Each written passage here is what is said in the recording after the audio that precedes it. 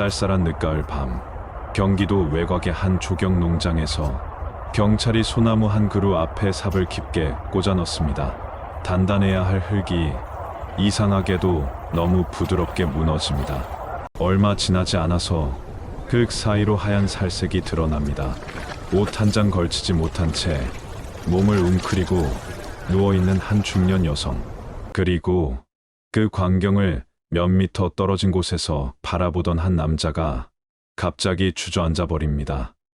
여보, 그는 하루 전까지만 해도 아내를 찾아달라며 경찰서를 찾았던 남편이었습니다.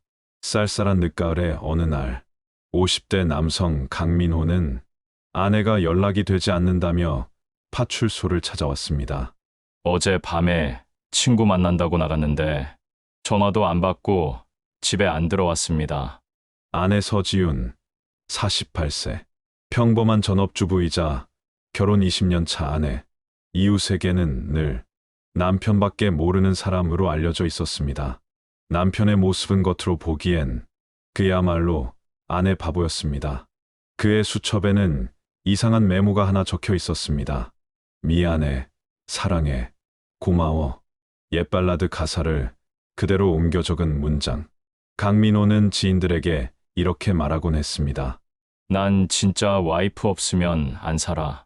퇴근하면 지윤이가 오늘도 수고했다 하고 다리도 주물러 줘요. 겉으로 보기엔 서로에게 고마움을 전하는 모범적인 20년 차 부부였습니다. 하지만 아내의 친구들이 알고 있던 부부의 모습은 전혀 달랐습니다. 지훈이가 화장을 너무 두껍게 하고 다녔어요. 가만 보면 멍을 가린 것 같기도 했고요. 한 번은 갈비뼈를 다쳤다고 했어요. 넘어졌다고 웃으면서 말하는데 도저히 안 믿기더라고요. 실종 다음 날 이웃 주민 한 명이 남편에게 전화를 겁니다. 지윤 씨가 우리 집에 신발을 놓고 갔어요. 찾아가라고 연락 좀 해줄래요? 하지만 아내의 전화는 여전히 꺼져 있습니다. 남편은 직접 조경 농장 주변을 돌아다니며 혹시 아내를 못 봤냐고 묻고 다닙니다. 그리고 근처 고물상 앞 가짜 CCTV를 보며 이렇게 말합니다. 여기 누가 왔다 갔다 했는지 혹시 볼 수는 없나요? 그는 정말 아내를 찾고 있었던 걸까요? 아니면 자신이 찾고 싶은 어떤 남자를 함께 찾고 있었던 걸까요? 며칠 뒤 인근 상점의 CCTV에서 결정적인 장면이 포착됩니다. 실종 당일 밤 12시 51분 조경 농장 안으로 들어가는 승용차 한 대, 조수석에서 내리는 여성 한 명, 운전석에서 내리는 남성 한 명. 1시간 뒤 차로 돌아와 혼자 나오는 사람은 남성 한 명뿐이었습니다.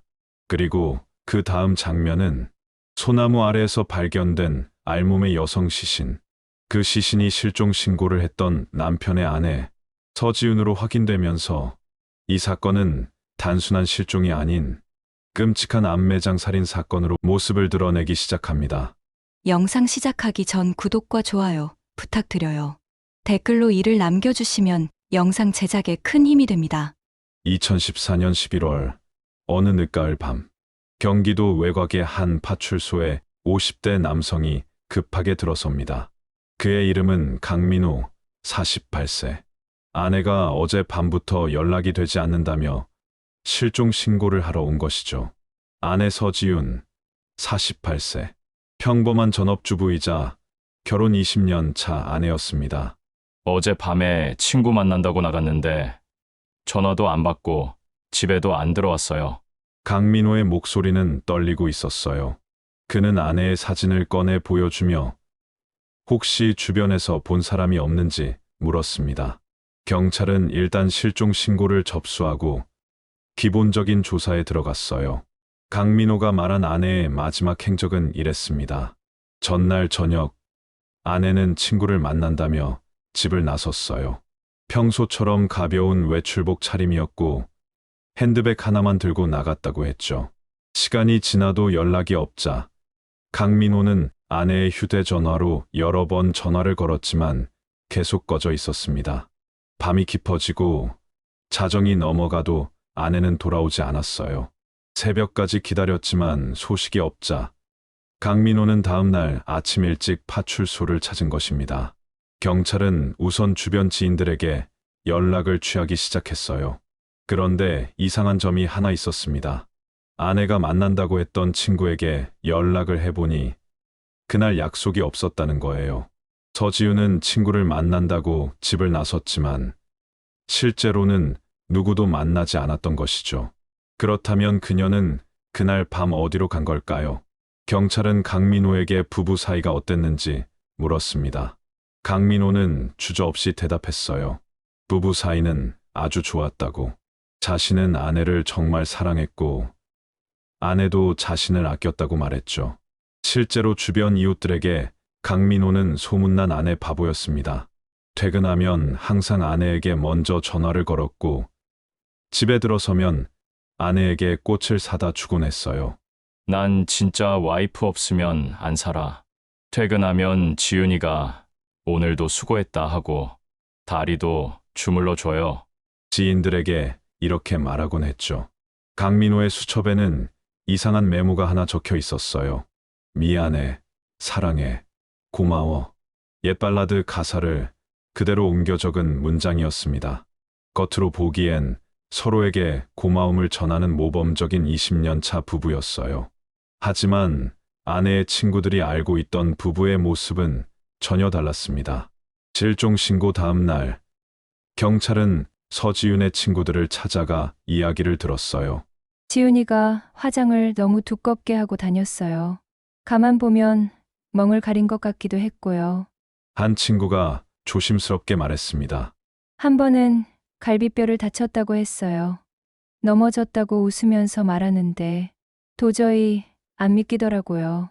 다른 친구도 비슷한 이야기를 했어요. 지훈이가 가끔 선글라스를 끼고 다녔는데 날씨가 흐린 날에도 벗지 않더라고요. 경찰은 이 증언들을 듣고 부부 관계를 다시 들여다보기 시작했습니다. 혹시 가정폭력이 있었던 건 아닐까? 하지만 강민호는 여전히 걱정스러운 표정으로 아내를 찾아달라고만 했어요. 실종 신고 이틀째 되는 날, 이웃 주민 한 명이 강민호에게 전화를 걸었습니다. 지윤 씨가 우리 집에 신발을 놓고 갔어요. 찾아가라고 연락 좀 해줄래요? 하지만 아내의 전화는 여전히 꺼져 있었어요. 강민호는 직접 조경 농장 주변을 돌아다니기 시작했습니다. 혹시 아내를 못 봤냐고 묻고 다녔죠. 그리고 근처 고물상 앞 가짜 CCTV를 보며 이렇게 말했어요. 여기 누가 왔다 갔다 했는지 혹시 볼 수는 없나요? 경찰은 이 행동이 이상하다고 생각했습니다. 그는 정말 아내를 찾고 있었던 걸까요? 아니면 자신이 찾고 싶은 어떤 남자를 함께 찾고 있었던 걸까요? 실종 신고 사흘째, 경찰은 본격적으로 주변 수색에 나섰어요. 조경 농장 근처, 바닷가, 공원, 버스 정류장까지 샅샅이 뒤졌습니다. 하지만 서지윤의 흔적은 어디에서도 찾을 수 없었어요. 그날 저녁, 강민호는 또다시 경찰서를 찾아왔습니다. 제발 우리 와이프를 찾아주세요. 그의 눈에는 눈물이 고여 있었어요. 경찰은 위로의 말을 건넸지만 속으로는 불안했죠. 경험상 이런 케이스는 시간이 지날수록 찾기 어려워졌거든요. 실종 신고 나흘째, 인근 상점의 CCTV에서 결정적인 장면이 포착됩니다. 실종 당일 밤 12시 51분, 조경 농장 안으로 들어가는 승용차 한 대가 보였어요.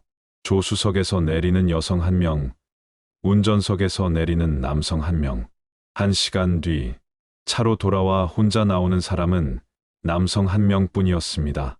경찰은 즉시 차량 번호를 확인했어요. 그 차는 강민호의 승용차였습니다. 그날 밤, 경찰은 강민호를 참고인 자격으로 불러 조사했어요. 실종 당일 밤 12시 51분, 당신이 아내와 함께 조경 농장에 갔던 것 같은데요? 강민호는 잠시 침묵했습니다. 네, 맞아요. 왜 그 사실을 말하지 않으셨습니까? 그게 말다툼을 했거든요. 그래서 좀 부끄러워서.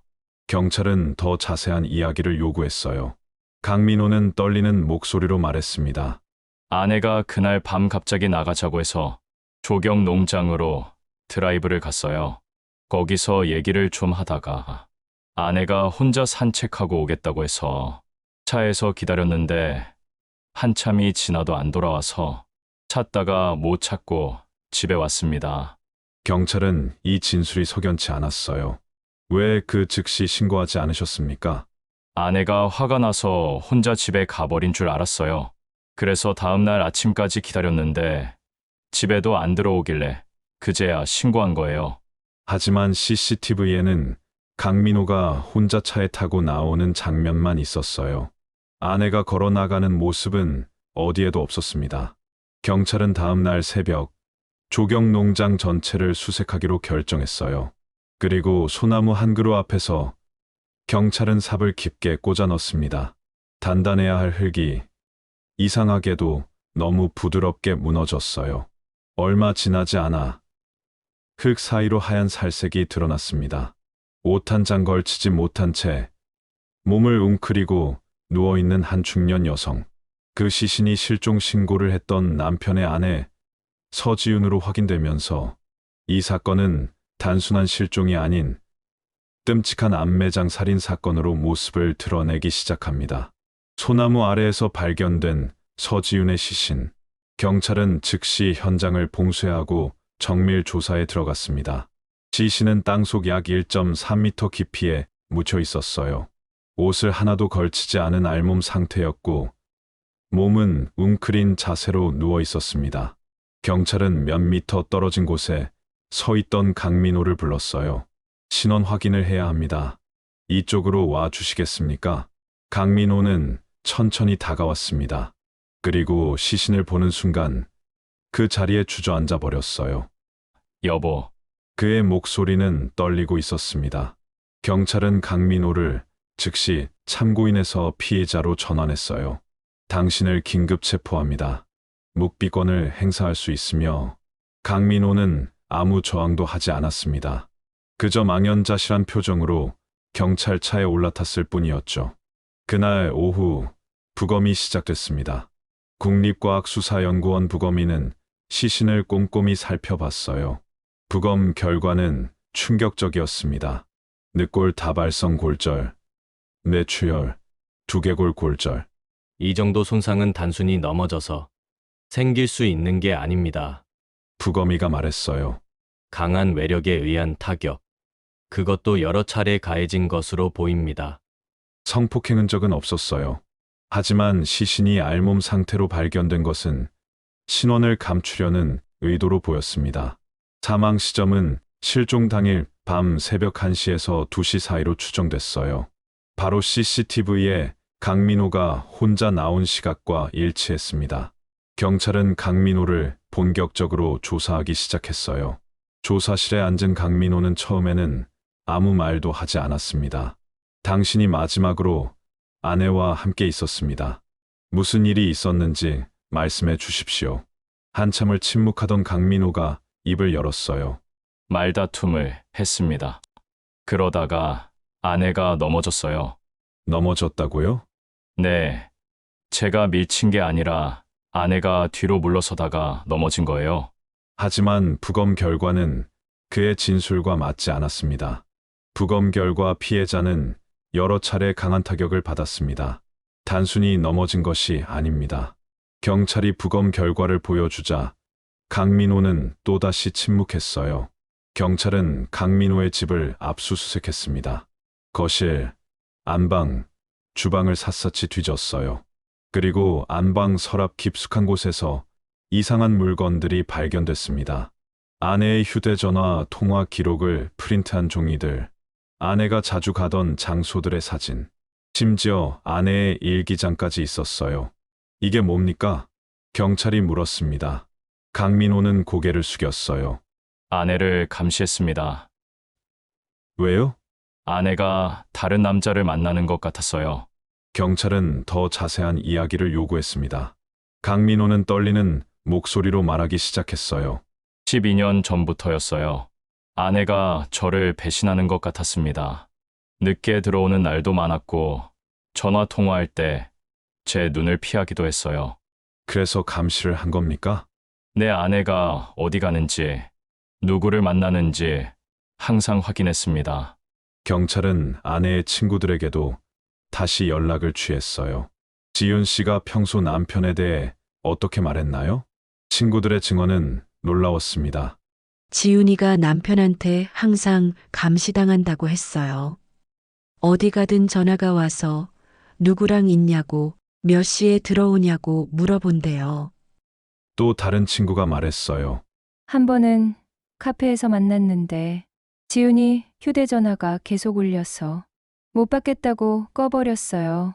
그런데 30분도 안 돼서 남편이 그 카페로 찾아왔어요. 어떻게 알았는지. 강민호는 아내의 위치를 항상 추적하고 있었던 것이죠. 경찰은 강민호의 휴대전화를 분석했습니다. 그 안에는 위치 추적 앱이 깔려 있었어요. 아내의 휴대전화 위치를 실시간으로 확인할 수 있는 앱이었습니다. 아내가 이 앱을 깔았다는 걸 알고 있었습니까? 아니요, 모르게 깔았어요. 강민호의 집 주차장에서는 또 다른 증거가 나왔습니다. 그의 승용차 트렁크에서 흙이 묻은 삽과 비닐 장갑이 발견된 것이죠. 감식 결과 삽에 묻은 흙은 조경 농장의 흙과 일치했어요. 이 삽으로 무엇을 했습니까? 강민호는 대답하지 않았습니다. 하지만 증거는 명확했어요. 그가 미리 구덩이를 파두었거나 아내를 묻은 후에 흙을 덮은 것이었죠. 경찰은 조경 농장을 더 정밀하게 조사했습니다. 소나무 주변 땅을 자세히 살펴보니 흙이 최근에 파헤쳐진 흔적이 있었어요. 이 땅은 언제부터 이렇게 부드러웠습니까? 조경 농장 주인에게 물었습니다. 글쎄요. 며칠 전부터 그랬던 것 같은데요. 저도 이상하다고 생각했어요. 조경 농장 주인은 또 다른 이야기를 했어요. 실종 신고 다음 날, 그 남자분이 여기 와서 아내를 찾는다고 돌아다녔어요. 근데 이상한 게 소나무 쪽으로는 안 가더라고요. 소나무 쪽으로요? 네. 다른 곳은 다 돌아다니면서 찾는데 유독 소나무 쪽만 안 갔어요. 강민호는 이미 아내가 어디에 있는지 알고 있었던 것입니다. 그러면서도 아내를 찾는 척 연기를 했던 거예요. 경찰은 강민호의 동선을 추적했습니다. 실종 당일 밤, 강민호는 조경 농장에서 나온 후 바로 집으로 가지 않았어요. 근처 24시간 편의점에 들렀습니다. 편의점 CCTV를 확인해 보니 강민호가 음료수 한 병을 사는 장면이 나왔어요. 시각은 새벽 2시 15분. 그의 옷에는 흙이 묻어 있었고 표정은 창백했습니다. 편의점 직원도 기억하고 있었어요. 그분 표정이 좀 이상했어요. 뭔가 충격받은 것 같았달까요? 손도 계속 떨리더라고요. 강민호는 그 후 집으로 돌아가 샤워를 했습니다. 그리고 다음 날 아침까지 잠을 자지 않고 거실에 앉아 있었다고 해요. 이웃 주민이 증언했어요. 그날 새벽에 불이 계속 켜져 있길래 이상하다고 생각했어요. 경찰은 강민호를 다시 조사실로 불렀습니다. 당신은 아내를 묻은 후 편의점에 들렀습니다. 그리고 집에 돌아가서 밤새 거실에 앉아 있었어요. 무슨 생각을 했습니까?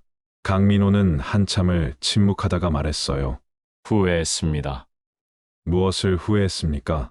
모든 것을요. 하지만 그는 여전히 자세한 범행 경위를 말하지 않았습니다. 경찰은 압박을 강화했어요. 부검 결과 피해자는 여러 차례 강한 타격을 받았습니다. 당신이 때린 겁니까? 아니요, 그럼 누가 때렸습니까? 아내가 넘어져서. 같은 대답만 반복했어요. 경찰은 강민호의 과거를 조사하기 시작했습니다. 그리고 놀라운 사실을 발견했어요. 서지훈은 지난 12년 동안 무려 8차례나 가정폭력 신고를 했던 것입니다. 2002년부터 시작해서 2014년까지. 하지만 매번 처벌을 원하지 않는다는 이유로 사건은 종결됐어요. 당시 출동했던 경찰관 중 한 명을 찾아가 물었습니다. 왜 제대로 된 조치를 취하지 않았습니까? 피해자가 처벌을 원하지 않는다고 해서. 부부싸움은 칼로 물 100이라고 생각했어요. 이 말을 들은 경찰 수사팀은 분노했습니다. 만약 그때 제대로 된 조치가 취해졌다면 서지윤은 죽지 않았을지도 몰라요. 아내의 친구들도 과거 이야기를 더 상세하게 해주었습니다. 지훈이가 2010년쯤에 이혼하고 싶다고 말한 적이 있어요. 근데 남편이 계속 매달려서 결국 포기했대요. 남편이 어떻게 매달렸나요? 울면서 빌었대요. 다시는 그러지 않겠다고. 자기 없이는 못 산다고. 하지만 폭력은 멈추지 않았습니다. 오히려 시간이 갈수록 더 심해졌어요. 작년쯤에는 지훈이가 갈비뼈가 부러져서 병원에 갔어요. 그런데 남편이 병원까지 따라와서 계속 지켜보고 있었대요. 강민호의 의처증은 병적인 수준이었습니다. 아내가 조금이라도 늦게 들어오면 의심했고, 남자와 대화만 해도 의심했어요. 심지어 마트 계산대에서 남자 직원과 말을 섞는 것조차 허락하지 않았습니다. 지훈이가 정육점에서 고기를 사려고 했는데 남편이 왜 남자 직원한테 사냐고 화를 냈대요. 그래서 여자 직원이 있는 곳으로만 가게 됐대요. 이 모든 증언이 쌓이면서 사건의 전모가 드러나기 시작했습니다. 강민호는 12년 동안 아내를 감시하고 통제하고 폭행해왔어요. 그리고 그날 밤 결국 돌이킬 수 없는 일을 저지른 것입니다. 하지만 여전히 하나의 의문이 남았어요. 그날 밤 두 사람 사이에 정확히 무슨 일이 있었던 걸까요? 왜 강민호는 아내를 알몸으로 묻었을까요? 그리고 왜 하필 조경 농장이었을까요? 경찰은 이 질문들의 답을 찾기 위해 수사를 계속했습니다. 조경 농장의 소나무 아래 경찰은 발견된 시신 주변을 정밀하게 조사하기 시작했습니다. 국립과학수사연구원 감식팀이 현장에 도착했어요. 흙을 한 층 한 층 조심스럽게 걷어내며 증거를 찾았습니다. 시신이 묻힌 깊이는 정확히 1.3m. 성인 남성이 삽으로 파기에는 상당한 시간과 노력이 필요한 깊이였어요. 감식팀은 구덩이의 형태를 분석했습니다. 이 구덩이는 계획적으로 판 것으로 보입니다. 감식팀장이 말했어요. 구덩이의 크기와 모양이 일정했고 주변 흙이 고르게 다져져 있었습니다. 즉흥적으로 판 것이 아니라 미리 준비했을 가능성이 높았어요. 경찰은 주변을 더 넓게 수색했습니다. 소나무에서 약 10m 떨어진 곳에서 무언가 발견됐어요. 찢어진 옷가지들이었습니다. 서지윤이 실종 당일 입고 나갔던 옷이었죠. 재킷, 블라우스, 청바지, 속옷까지 모두 발견됐어요. 옷들은 모두 찢어져 있었고 여기저기 흙이 묻어 있었습니다. 감식 결과 옷에서 혈흔이 검출됐어요. 서지윤의 혈액형과 일치했습니다. 경찰은 옷이 발견된 위치를 주목했어요. 시신이 묻힌 곳과 약간 떨어진 곳에 있었다는 것은 범인이 의도적으로 옷을 벗긴 후 따로 버렸다는 의미였습니다. 왜 굳이 옷을 벗긴 걸까요? 프로파일러가 분석을 시작했어요. 피해자를 알몸으로 만드는 행위는 크게 두 가지 의미가 있습니다. 첫째, 신원 확인을 어렵게 만들려는 의도. 둘째, 피해자에 대한 모욕과 지배욕의 표현. 이 사건의 경우 두 가지 모두에 해당하는 것으로 보였어요. 강민호는 아내의 신원이 확인되는 것을 늦추고 싶었을 겁니다. 동시에 12년간 쌓인 분노와 통제욕을 극단적으로 표출한 것이죠. 부검이 더 상세하게 진행됐습니다. 부검인은 시신의 모든 부분을 꼼꼼히 살펴봤어요. 늑골 골절은 총 7군데였습니다. 왼쪽 5번, 6번, 7번 늑골, 오른쪽 4번, 5번, 6번, 8번 늑골. 이 정도의 골절은 엄청난 외력이 가해졌다는 것을 의미했어요. 두개골에도 골절이 있었습니다. 뒤통수 부분과 측두부에 각각 골절 흔적이 있었어요. 부검의가 소견을 발표했습니다. 사망 원인은 뇌출혈과 외상성 쇼크. 여러 차례 강한 타격을 받아 늑골이 부러지고 머리를 심하게 다친 것이 직접적인 사망 원인이었습니다. 사망 추정 시각은 2014년 11월 10일 새벽 1시에서 2시 사이. 정확히 강민호가 CCTV에 혼자 나타난 시각과 일치했어요. 부검인은 또 다른 중요한 발견을 했습니다. 피해자의 손목과 발목에 미세한 찰과상이 있었어요. 이것은 끌려간 흔적일 가능성이 높았습니다. 즉, 서지우는 사망 후 땅에 끌려가 묻혔을 거예요. 경찰은 조경 농장의 흙을 더 자세히 분석했습니다. 시신이 묻힌 곳의 흙과 주변 흙의 성분을 비교했어요. 놀랍게도 차이가 있었습니다. 시신이 묻힌 곳의 흙에는 다른 곳에서 가져온 흙이 섞여 있었어요. 이것은 강민호가 미리 구덩이를 파두었다가 나중에 다시 와서 시신을 묻었을 가능성을 시사했습니다. 경찰은 강민호의 최근 동선을 추적했어요. 그의 휴대전화 위치 기록을 분석한 결과 놀라운 사실이 드러났습니다. 실종 사건 이틀 전인 11월 8일, 강민호의 휴대전화가 조경 농장 근처에서 약 2시간 동안 머물렀던 기록이 있었어요. 시간은 오후 3시부터 5시까지. 경찰은 조경 농장 주인에게 다시 물었습니다. 11월 8일에 강민호를 본 적이 있는지 말이에요. 농장 주인은 고개를 끄덕였습니다. 그날 오후에 왔었다고, 소나무를 보러 왔다고 했대요. 소나무 구입을 고려 중이라며 한참 둘러봤다고 했습니다. 하지만 실제로는 소나무를 사지 않았어요. 그는 그저 장소를 물색하러 온 것이었습니다. 미리 시신을 묻을 장소를 정하고 구덩이를 팔 위치를 확인한 것이죠. 경찰은 더 소름 끼치는 증거를 발견했습니다. 강민호의 집 차고에서 묵은 삽이 나왔어요.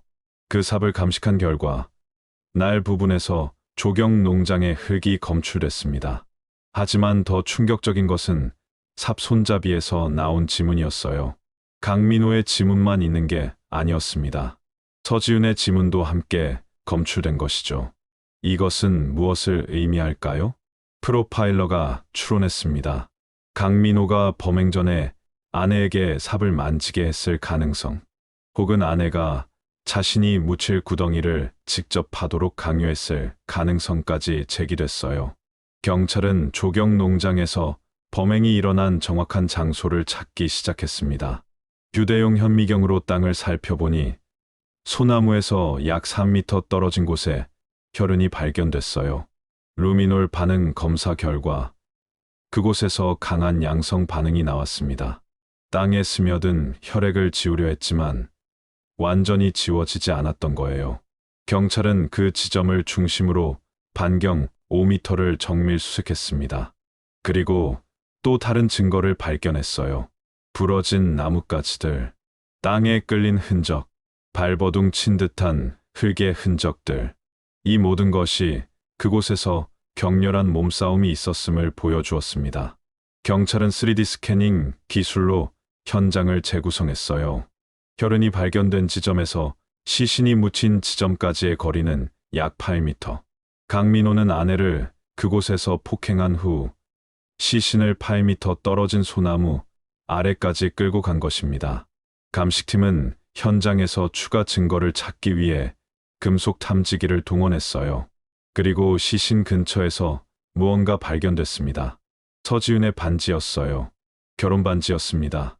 반지는 구덩이 바닥, 시신 손가락 근처에 떨어져 있었어요. 마치 누군가 일부러 벗긴 것처럼 말이에요. 경찰은 이 반지를 강민호에게 보여주었습니다. 강민호는 반지를 보는 순간 고개를 떨구었어요. 한참을 침묵하다가 작은 목소리로 말했습니다. 제가 벗겼습니다. 라고. 왜 반지를 벗긴 것인지 묻자 그는 대답하지 않았어요. 다만 눈물만 흘렸습니다. 프로파일러는 이 행동을 분석했습니다. 반지를 벗긴 것은 상징적인 행위라고 했어요. 결혼이라는 관계를 스스로 끊어낸 것, 혹은 아내에 대한 소유권을 극단적으로 표현한 것. 강민호의 심리 상태는 복잡했을 겁니다. 사랑과 증오, 집착과 분노가 뒤섞여 있었을 거예요. 경찰은 부검 결과와 현장 증거를 종합해 범행을 재구성했습니다. 2014년 11월 10일 밤 12시 51분, 강민호와 서지훈은 승용차를 타고 조경 농장에 도착했어요. 두 사람은 차에서 내려 소나무 근처로 걸어갔습니다. 그곳에서 대화를 나누다가 다툼이 시작됐어요. 강민호는 아내를 밀쳤고 서지우는 땅에 넘어졌습니다. 하지만 그것으로 끝나지 않았어요. 강민호는 계속해서 아내를 구타했습니다. 주먹으로, 발로, 손에 잡히는 것으로. 서지우는 필사적으로 저항했지만 남편의 힘을 당해낼 수 없었어요. 결국 의식을 잃었고 얼마 지나지 않아 사망했습니다. 강민호는 아내가 죽은 것을 확인한 후 미리 파둔 구덩이로 시신을 끌고 갔어요. 옷을 모두 벗기고 반지까지 벗긴 후 구덩이에 넣었습니다. 그리고 삽으로 흙을 덮었어요.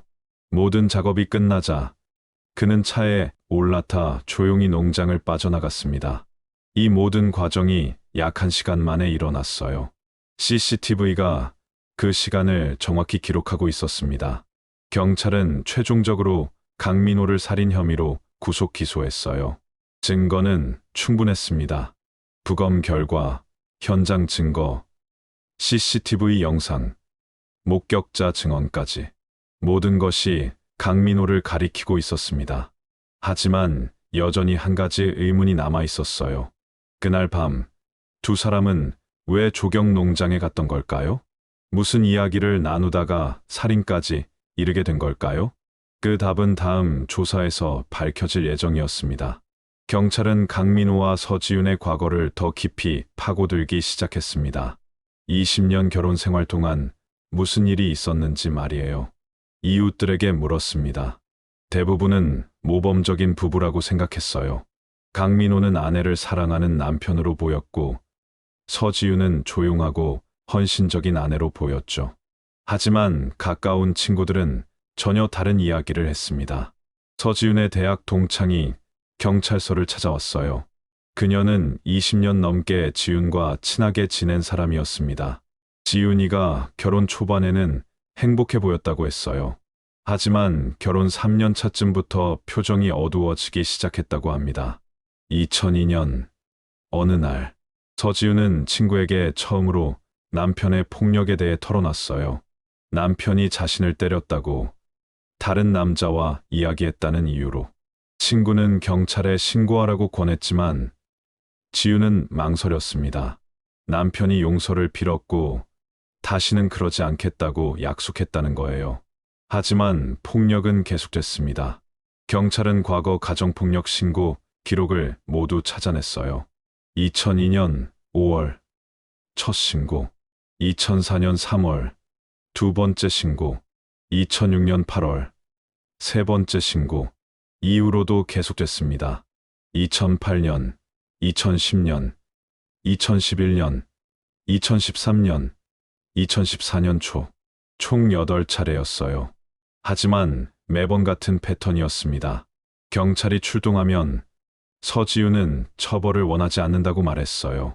남편이 그 자리에서 용서를 빌고 무릎을 꿇고 울면서 매달렸기 때문입니다. 당시 출동했던 경찰관들을 찾아가 이야기를 들었어요. 한 경찰관은 이렇게 말했습니다. 부부싸움이라고 생각했다고. 남편이 진심으로 반성하는 것처럼 보였다고. 피해자도 처벌을 원하지 않으니 더 이상 조치를 취하지 않았다고 했어요. 또 다른 경찰관은 더 충격적인 말을 했습니다. 강민호와 개인적으로 아는 사이였다고.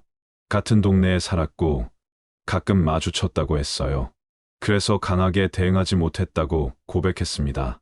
이 사실이 알려지면서 6명의 경찰관이 징계를 받게 됐어요. 직무유기와 불공정한 법 집행 혐의였습니다. 만약 그들이 제대로 대응했다면 서지윤은 살 수 있었을지도 몰라요.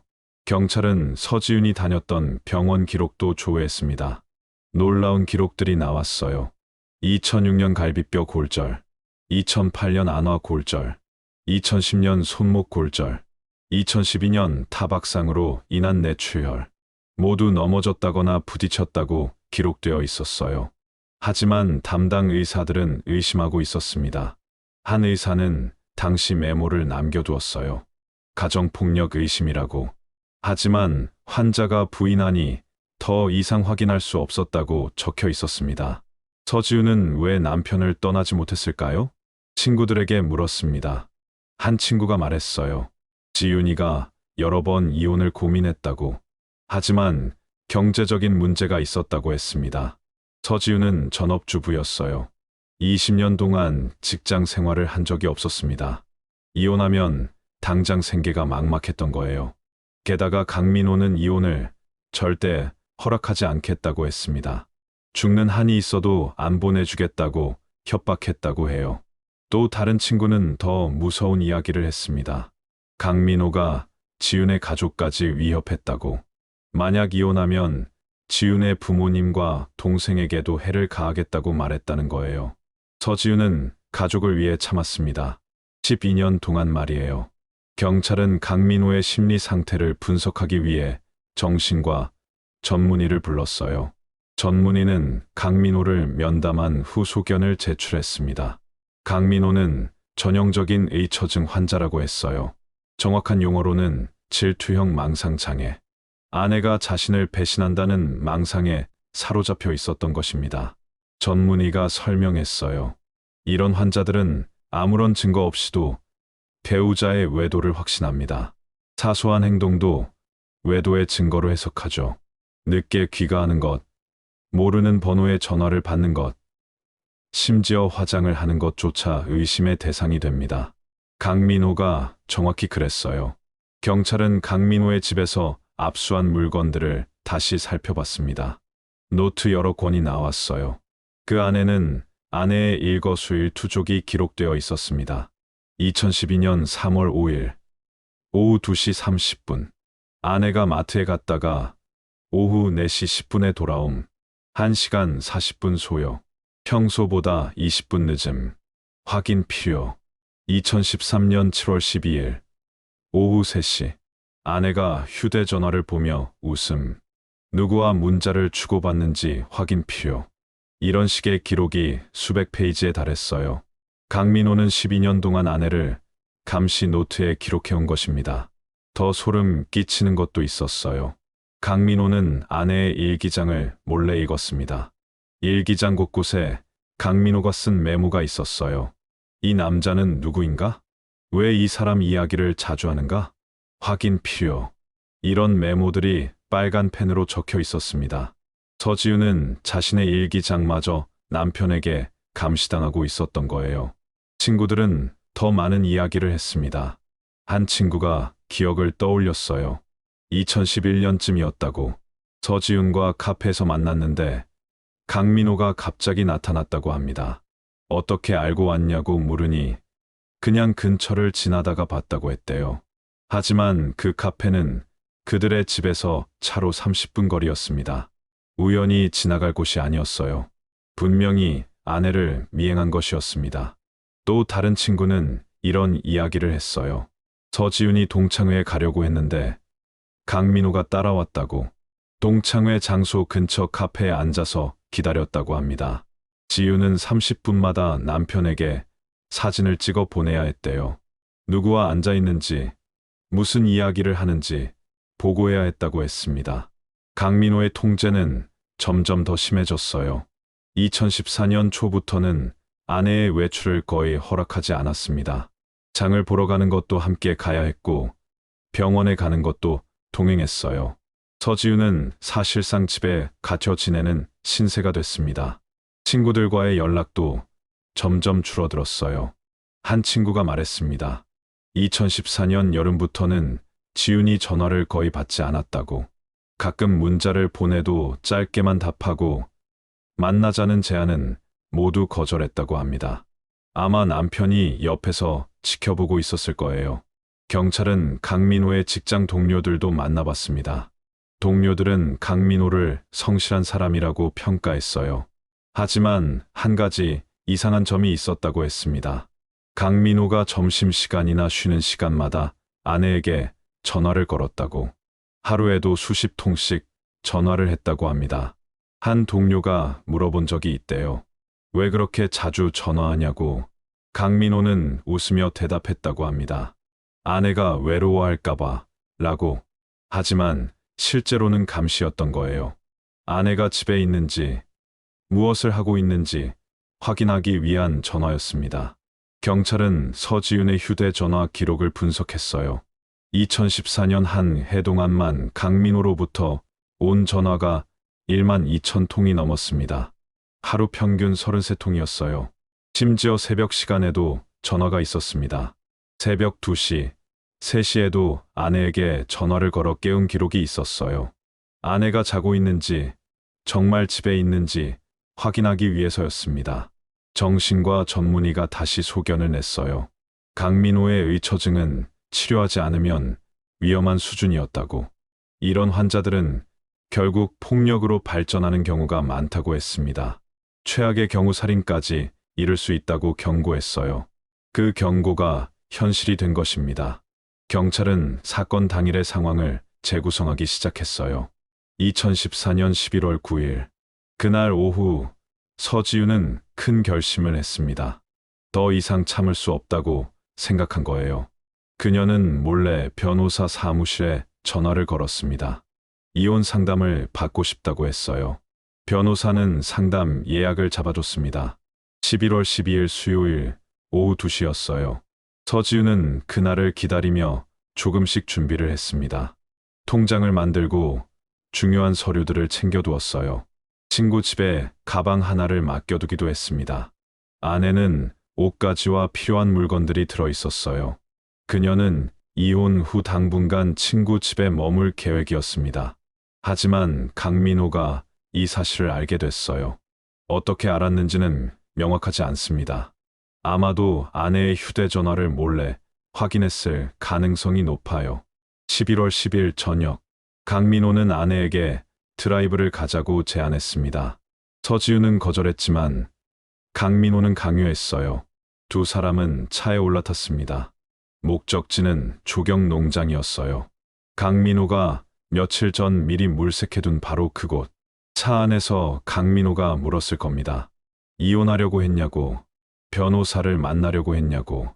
서지윤은 더 이상 거짓말을 하고 싶지 않았어요. 그녀는 인정했을 겁니다.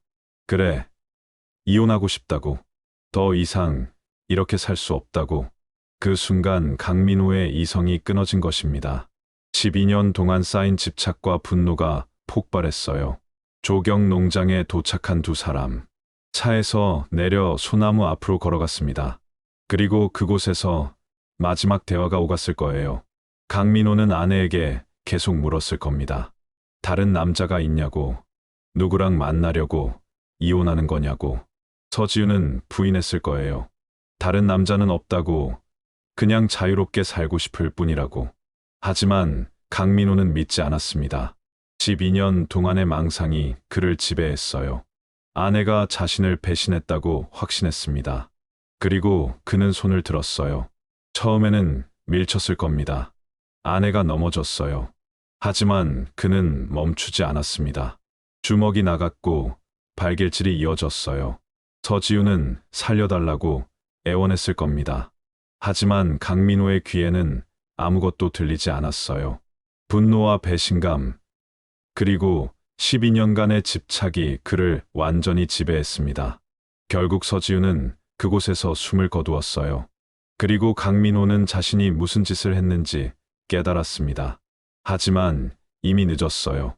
그는 미리 파둔 구덩이에 아내를 묻었습니다. 모든 것을 없애려고 했어요. 하지만 진실은 결국 드러나게 되어 있었습니다. 강민호는 구속된 후에도 계속 같은 말만 반복했습니다. 사고였다고, 아내가 넘어져서 죽었다고, 자신은 고의로 죽인 게 아니라고 주장했어요. 하지만 증거들은 그의 주장을 완전히 뒤집고 있었습니다. 검찰은 본격적인 조사에 들어갔어요. 담당 검사는 15년 경력의 베테랑이었습니다. 그는 강민호의 진술과 증거를 하나하나 대조하기 시작했어요. 첫 번째 모순. 강민호는 아내가 혼자 산책을 나갔다가 돌아오지 않았다고 했습니다. 하지만 CCTV에는 강민호만 혼자 차에 타고 나오는 장면이 찍혀 있었어요. 아내가 걸어 나간 모습은 어디에도 없었습니다. 검사가 물었습니다. CCTV를 보면 당신만 혼자 나왔습니다. 아내는 어디 있었습니까? 강민호는 대답을 바꿨어요.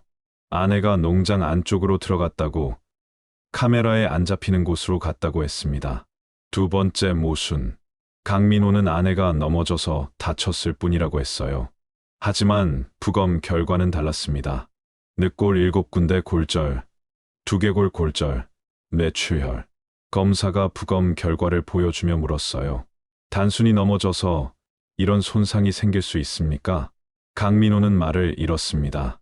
한참을 침묵하다가 아내가 여러 번 넘어졌다고 말을 바꿨어요. 세 번째 모순. 강민호는 아내의 옷을 벗기지 않았다고 했습니다. 원래 옷을 입고 있었다고 주장했어요. 하지만 시신은 알몸으로 발견됐고 옷까지는 10m 떨어진 곳에서 찢어진 채 발견됐습니다. 검사가 증거 사진을 보여줬어요. 누가 아내의 옷을 벗긴 겁니까? 강민호는 또 다시 침묵했습니다. 네 번째 모순. 강민호는 구덩이를 판 적이 없다고 했어요. 원래 파여있던 곳에 아내가 넘어진 거라고 주장했습니다. 하지만 감식 결과는 명확했어요.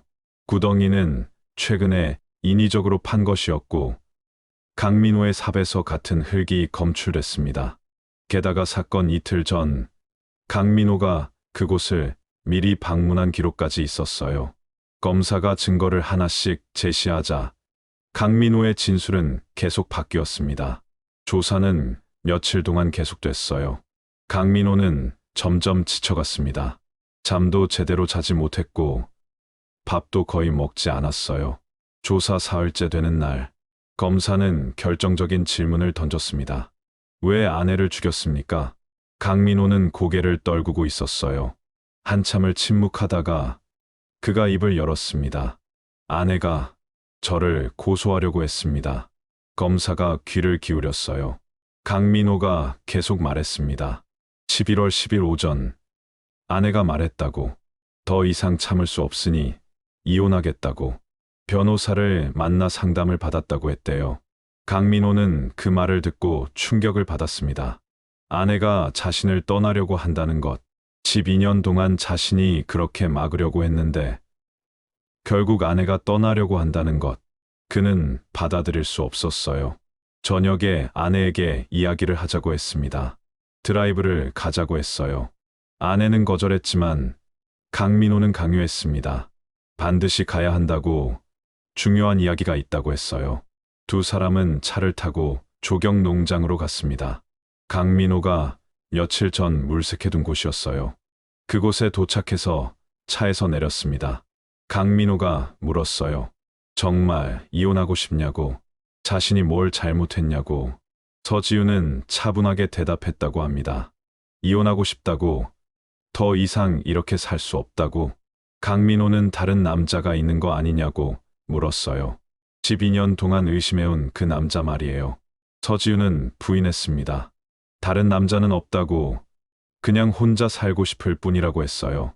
하지만 강민호는 믿지 않았습니다. 아내가 거짓말을 한다고 생각했어요. 분명히 다른 남자가 있을 거라고 확신했습니다. 그는 목소리를 높였고 아내를 다그쳤어요. 서지훈도 더 이상 참지 않았습니다. 12년 동안 당한 폭력과 감시에 대해 이야기했어요. 자신이 얼마나 힘들었는지, 얼마나 두려웠는지 말했습니다. 그리고 마지막으로 이렇게 말했다고 해요. 경찰에 고소하겠다고. 이번에는 절대 처벌 불원서를 쓰지 않겠다고. 끝까지 갈 거라고 했습니다. 그 순간 강민호의 이성이 끊어졌어요. 검사가 물었습니다. 그래서 아내를 죽인 겁니까? 강민호는 고개를 끄덕였습니다. 눈물을 흘리며 말했어요. 저는 배신당했다고 생각했습니다. 12년 동안 아내를 사랑했는데 아내는 저를 떠나려고 했어요. 경찰에 신고까지 하려고 했어요. 저는 참을 수 없었습니다. 검사가 다시 물었어요. 그래서 폭행을 한 겁니까? 강민호가 대답했습니다. 처음에는 밀쳤을 뿐이라고. 아내가 넘어졌다고 했어요. 하지만 분노가 가라앉지 않았습니다.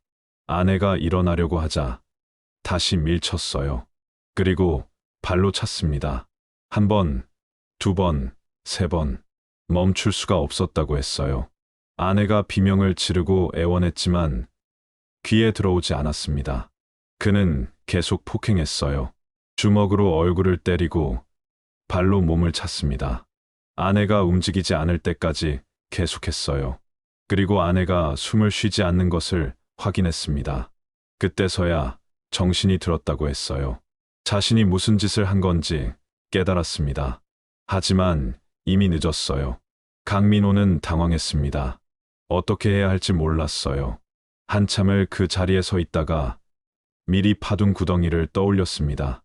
며칠 전 이곳에 왔을 때 만약을 대비해서 파둔 구덩이였어요. 그는 아내의 시신을 끌고 구덩이로 갔습니다. 그리고 옷을 벗겼어요. 왜 옷을 벗긴 거냐고 검사가 물었습니다. 강민호는 대답했어요. 신원을 감추고 싶었다고, 발견되는 시간을 최대한 늦추고 싶었다고 했습니다. 그는 아내의 옷을 모두 벗기고 반지까지 벗겼어요. 그리고 구덩이에 시신을 넣고 흙을 덮었습니다. 모든 작업이 끝나자 그는 차로 돌아왔어요. 손을 떨며 시동을 걸고 농장을 빠져나갔습니다. 근처 편의점에 들러 음료수를 샀어요.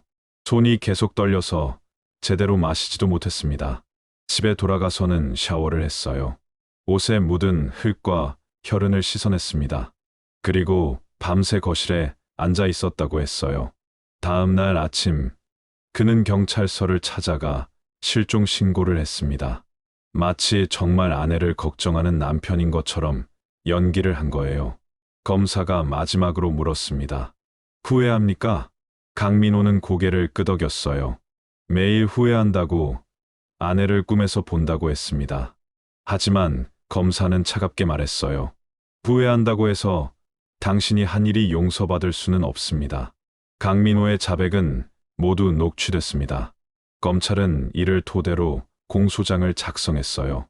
혐의는 살인죄, 사형 또는 무기징역에 처할 수 있는 중범죄였습니다. 재판이 시작됐어요. 2015년 3월, 첫 공판이 열렸습니다. 방청석에는 서지윤의 가족들이 앉아 있었어요. 어머니는 흰머리가 더 늘어 있었고, 동생은 눈이 퉁퉁 부어 있었습니다. 강민호가 법정에 들어섰어요. 수갑을 차고 고개를 숙인 채였습니다. 재판장이 물었습니다. 피고인은 공소 사실을 인정합니까? 강민호는 작은 목소리로 대답했어요. 인정합니다. 검사가 공소장을 낭독했습니다. 범행의 경위, 수법, 동기가 모두 설명됐어요. 방청석에서 흐느끼는 소리가 들렸습니다. 서지윤의 어머니였어요. 재판은 몇 차례 더 열렸습니다. 증인들이 출석해서 증언했어요. 서지윤의 친구들이 나와서 그녀가 얼마나 힘들게 살았는지 이야기했습니다. 담당 의사들도 나와서 과거 치료 기록을 설명했어요. 정신과 전문의도 출석해서 강민호의 심리 상태를 분석했습니다. 모든 증거와 증언이 강민호에게 불리했어요. 변호인은 우발적 범행이었다고 주장했습니다. 계획적인 살인이 아니라 격정에 의한 범행이라고 했어요.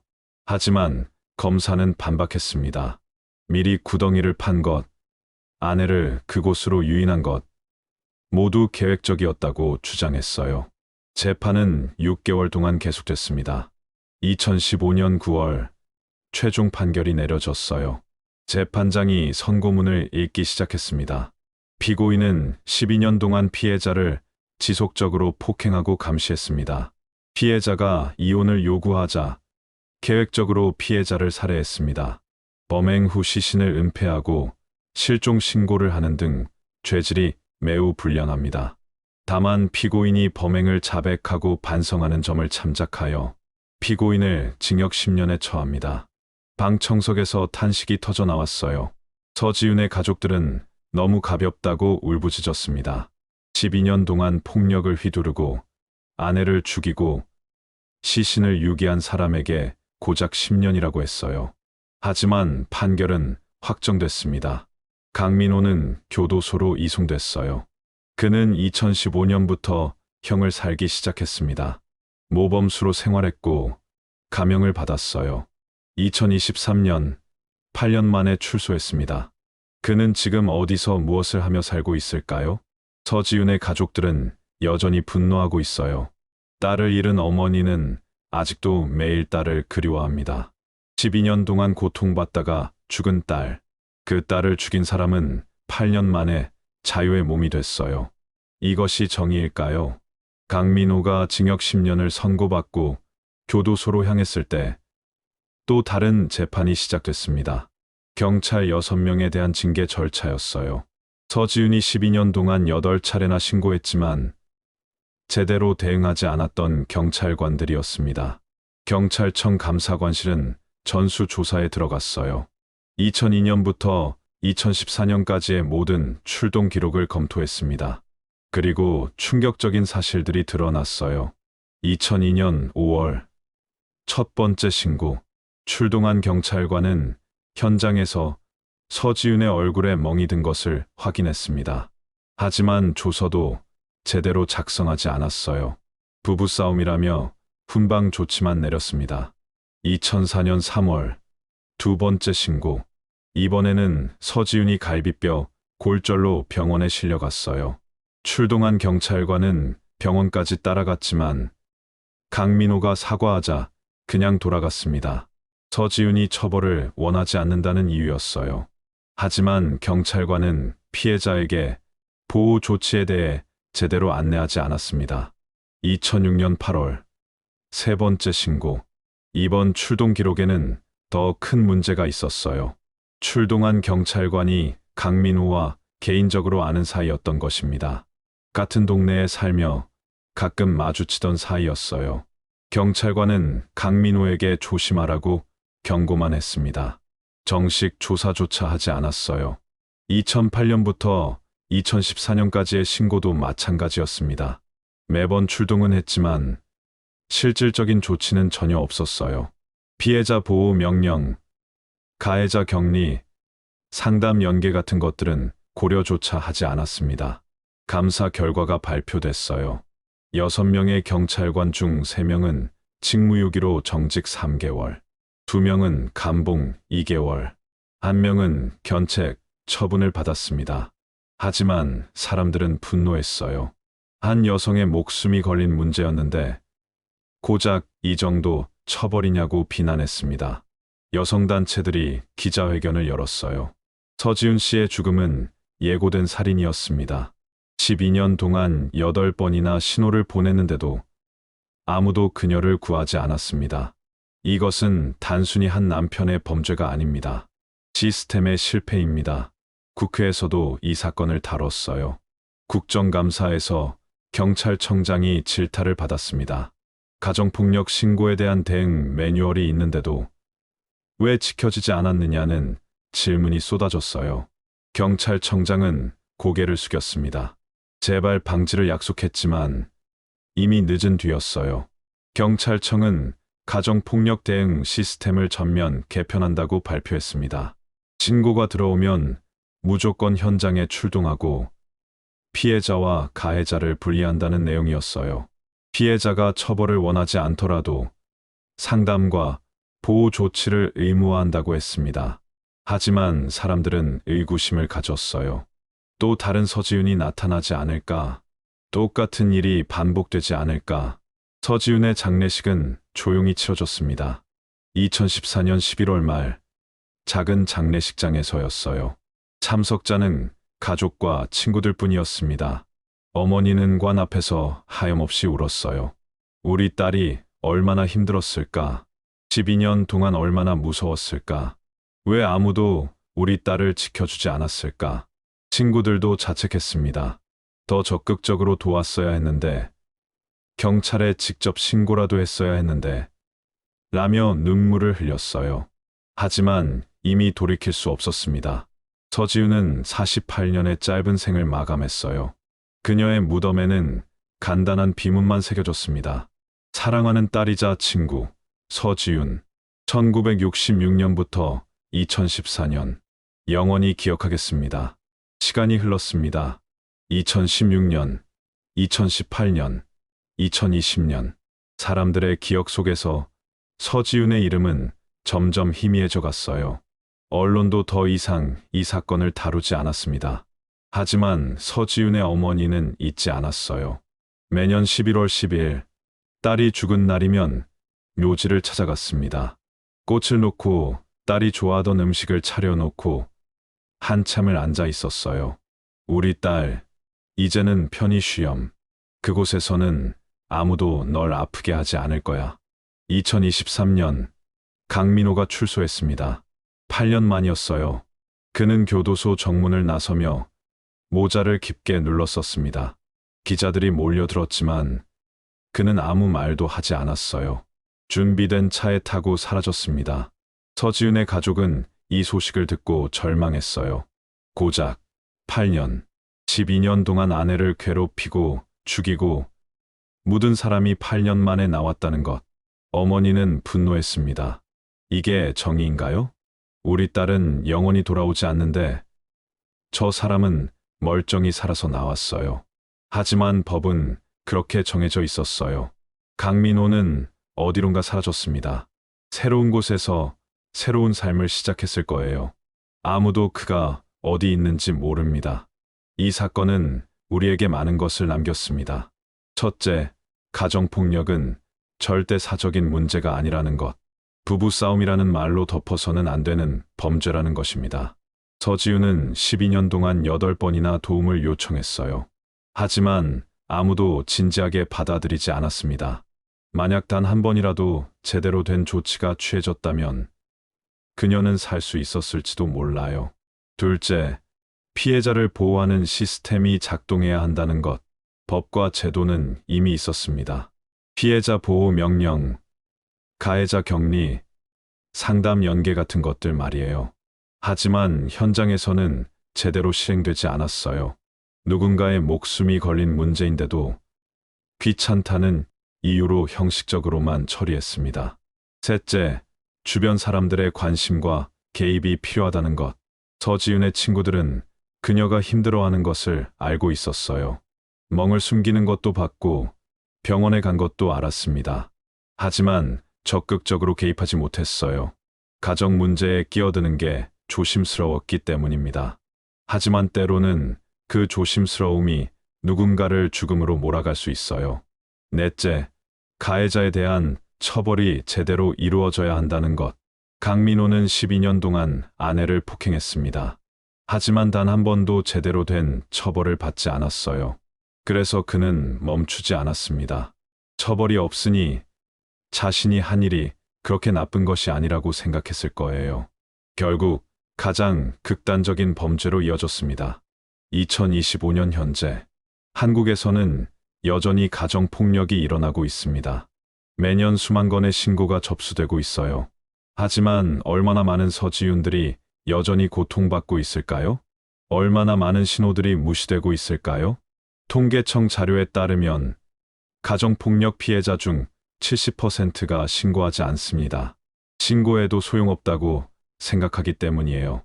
실제로 신고한 사람들 중에서도 가해자가 제대로 처벌받는 경우는 10%도 되지 않습니다. 이것이 현실입니다. 서지윤의 사건은 2014년에 일어났지만 2024년에도 비슷한 일이 계속 일어나고 있어요. 우리는 무엇을 배웠을까요? 시스템은 정말 개선됐을까요? 대답은 아직 명확하지 않습니다. 서지윤의 어머니는 지금도 매년 11월 10일이면 딸의 묘지를 찾아가요. 올해로 만 10년이 됐습니다. 80세가 넘은 어머니는 지팡이를 짚고 묘지까지 걸어가요. 딸의 무덤 앞에 꽃을 놓고 한참을 앉아 있습니다. 우리 딸, 거기서는 행복하니? 아프지는 않니? 엄마는 아직도 내가 보고 싶어. 바람만이 그녀의 말에 대답할 뿐입니다. 이 이야기는 끝났지만 비슷한 이야기들은 지금도 계속되고 있습니다. 누군가는 지금 이 순간에도 도움을 요청하고 있을 거예요. 우리는 그 신호를 놓치지 말아야 합니다. 주변에 힘들어하는 사람이 있다면 관심을 가져주세요. 가정폭력은 참아야 할 일이 아닙니다. 도움을 요청하는 것은 부끄러운 일이 아니에요. 당신의 목소리가 누군가의 생명을 구할 수 있습니다. 가정폭력 상담 전화는 1366번입니다. 20의 시간 언제든 전화할 수 있어요. 혼자 고민하지 마세요. 반드시 도움을 요청하세요. 서지훈은 12년을 참았습니다. 그리고 결국 돌아오지 못했어요. 당신은 서지훈처럼 되지 마세요. 지금 바로 도움을 요청하세요. 이 이야기가 헛되지 않으려면 우리가 변해야 합니다. 피해자를 비난하는 문화를 바꿔야 해요. 왜 참았냐고, 왜 떠나지 않았냐고 묻는 대신 왜 때렸냐고 물어야 합니다. 공권력은 더 적극적으로 개입해야 해요. 한 번의 신고가 생명을 구할 수 있다는 것을 기억해야 합니다. 주변 사람들은 더 관심을 가져야 해요. 내 일이 아니라고 외면하지 말고 용기를 내서 도와야 합니다. 그래야 더 이상의 서지훈이 나오지 않습니다. 그래야 비극이 반복되지 않아요. 서지훈의 이름을 기억해 주세요. 그녀가 겪은 고통을 기억해 주세요. 그리고 우리 사회가 변해야 한다는 것을 기억해 주세요. 2014년 11월 10일 48세의 여성 서지훈이 남편에게 살해당했습니다. 12년 동안의 폭력 끝에 8번의 신호 끝에 그녀는 소나무 아래에 묻혔어요. 이 이야기는 끝났지만 우리의 책임은 끝나지 않았습니다. 더 나은 세상을 만드는 것, 그것이 서지훈에게 할 수 있는 마지막 일입니다. 구독과 좋아요는 이런 이야기들을 더 많은 사람들에게 전하는 힘이 됩니다. 그날의 비밀은 계속해서 기억해야 할 이야기들을 전하겠습니다. 시청해 주셔서 감사합니다.